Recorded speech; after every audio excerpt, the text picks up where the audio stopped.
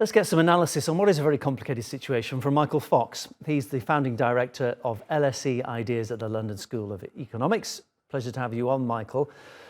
Gosh, we're 2 years into the Ukraine war.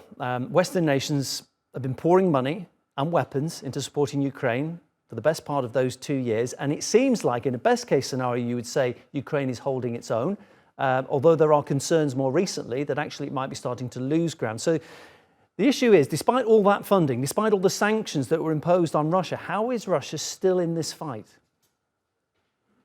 Well, thanks for asking me on to speak about this crucial international question, as well as one that affects Europe, Ukraine and Russia, of course.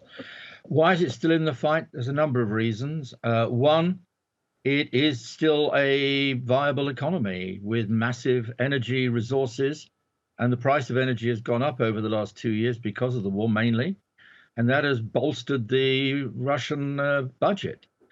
Secondly, it has a large amount of manpower that it can call upon to go keep fighting. It's still a very large country with a large population. Ukraine is much smaller, and that is part of the problem in terms of the balance of forces between the two. And lastly, I think, Ukraine has its supporters in the West, and particularly in the United States, but Russia has its supporters as well.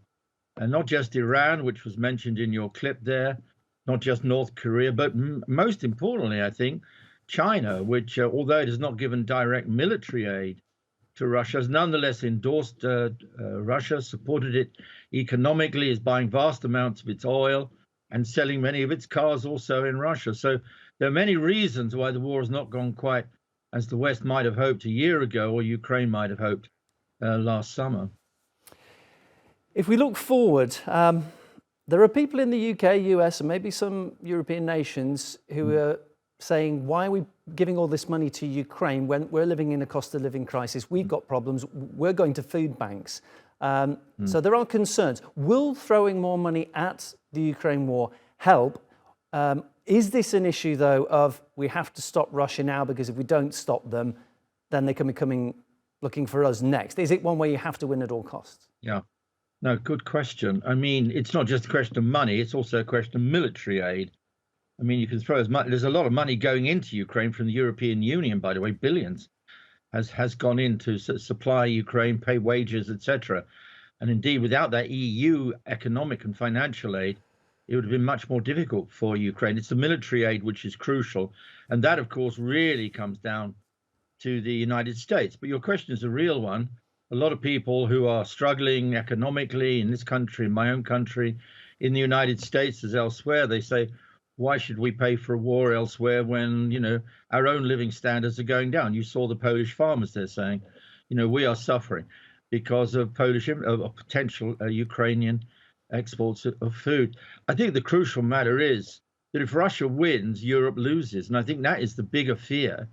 So Ukraine, in that sense, is regarded not just as a war in Ukraine precipitated by the Russian full-scale invasion of the 22nd of February 2 years ago.